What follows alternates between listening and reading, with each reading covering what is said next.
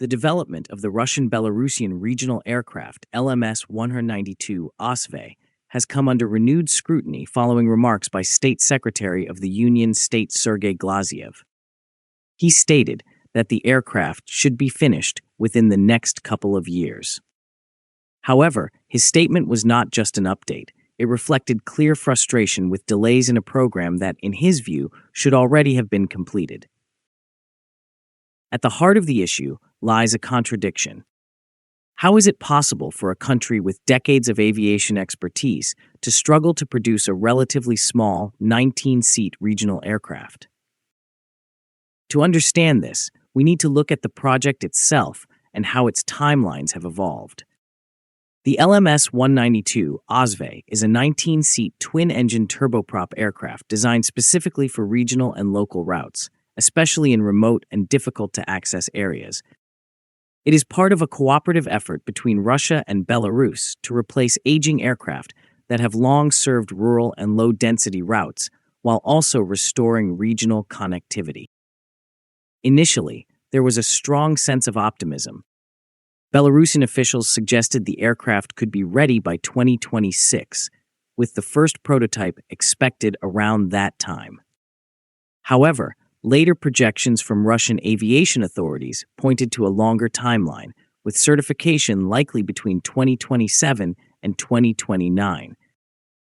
At the same time, production expectations have also shifted significantly. Early plans aimed for 158 aircraft by 2030.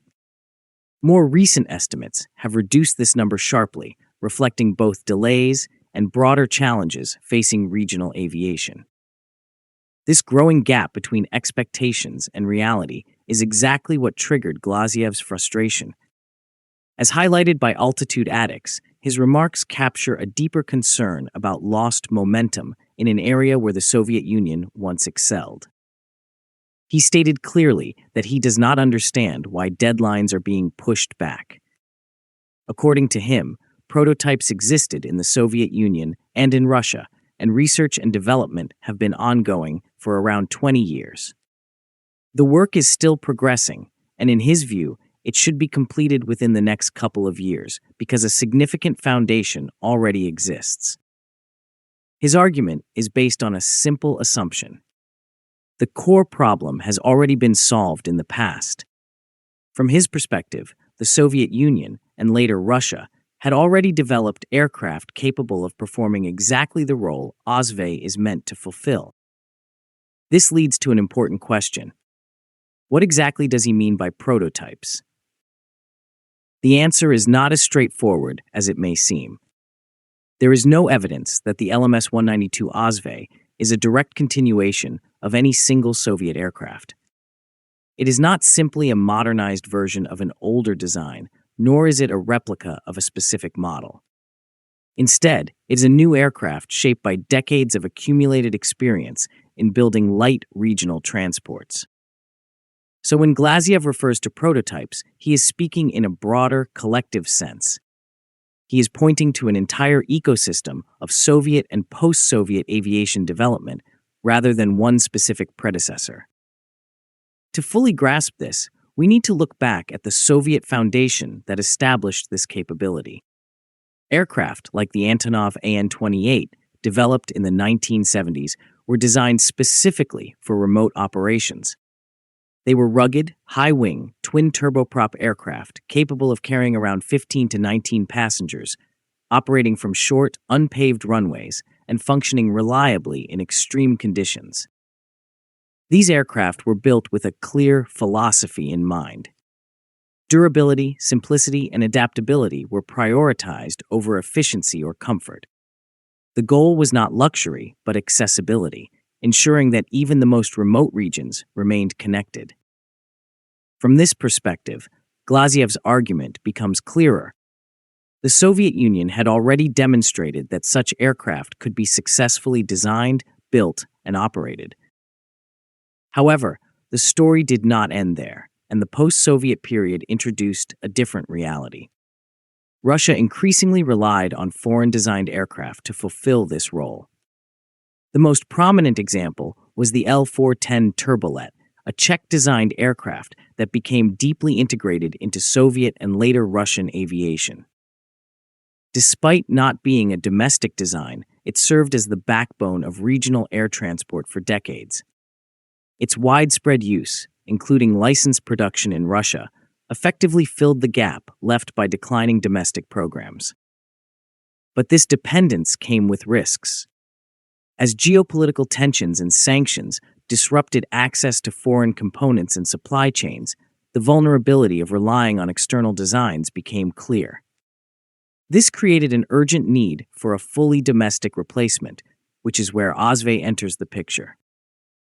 To understand why this replacement has taken so long, we must look at the past 2 decades of efforts. As Altitude Addicts explains, multiple attempts were made to revive domestic small aircraft production after the collapse of the Soviet Union. Projects like the Rysakok aimed to create a modern light regional aircraft, but ultimately failed to reach mass production. This reflects a recurring pattern where concepts were developed and prototypes were proposed or even built, yet scaling them into full production proved difficult. As a result, by the 2020s, Russia still lacked a fully domestic aircraft in this category despite years of effort. This brings us to the central issue: why delays persist even today? The answer lies in the gap between historical capability and modern reality. One major factor is certification. Modern aircraft must meet far stricter safety standards than those of the Soviet era. Extensive testing, documentation, and validation are required, all of which significantly extend development timelines. Another challenge lies in technology and components. The shift toward domestic production means replacing foreign engines and avionics with locally developed alternatives. This process is complex, time-consuming, and critical to both safety and performance. Industrial capacity is also a limiting factor. The Belarusian production facility must undergo major expansion before full-scale manufacturing can begin. New production infrastructure needs to be built step by step, indicating that the challenge goes beyond design and into manufacturing readiness. On top of this, the legacy of post-Soviet industrial disruption cannot be ignored.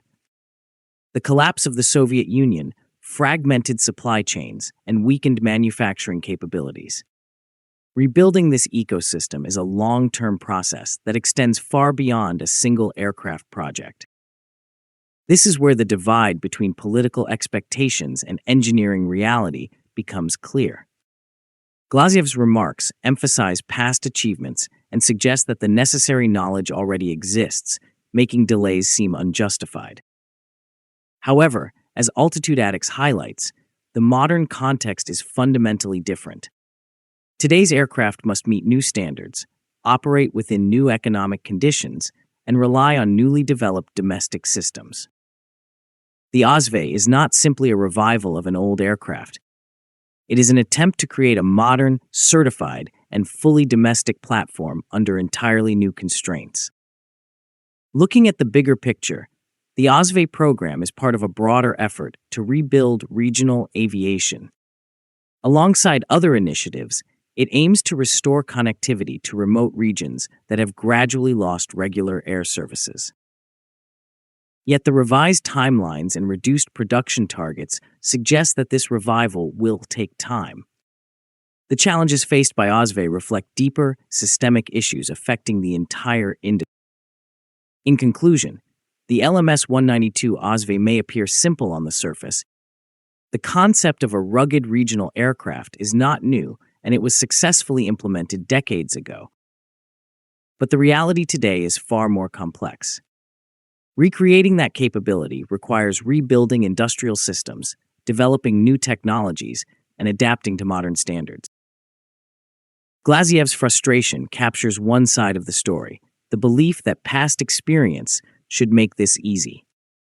But the ongoing delays reveal the other side, that transforming legacy knowledge into a modern, viable aircraft is a far more demanding challenge. Ultimately, the Osvey is not just an aircraft. It is a test of whether an entire aviation ecosystem can be rebuilt, and whether the legacy of the past can truly meet the demands of the present. If you liked the video, please subscribe, share, and like. Also, please take the membership of the channel to encourage us.